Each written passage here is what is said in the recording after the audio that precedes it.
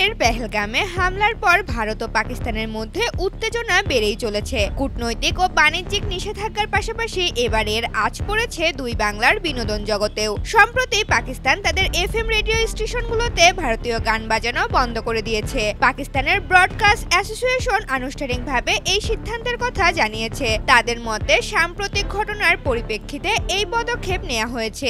ওয়ালটন আবারও মিলিনিয়ার অফারে ওয়ালটন ফ্রিজ কিনে আপনিও হয়ে যেতে পারেন মিলিয়নিয়ার। মিলিনিয়ার ছড়াছড়ি দেশ জুড়ে, এটা শুধু ওয়ালটনই পারে।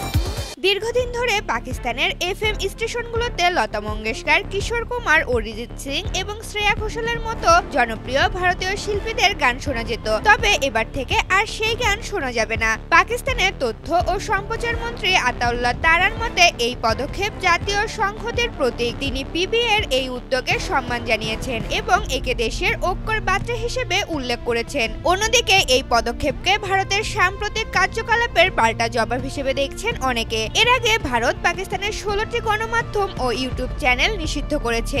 এছাড়াও মাহিয়া খান, হানিয়া আমির এবং আলী জাফরের মতো পাকিস্তানি তারকাদের ইনস্টাগ্রাম প্রোফাইলও ভারতীয় ব্যবহারকারীদের জন্য আর দৃশ্যমান নয়। ভারত সরকারের পক্ষ থেকে এই সিদ্ধান্ত নেওয়া হয়েছে। কাশ্মীর হামলার পর দুই দেশের মধ্যে চলমান এই পাল্টাপাল্টি পদক্ষেপ পরিস্থিতিকে আরও জটিল করে তুলছে।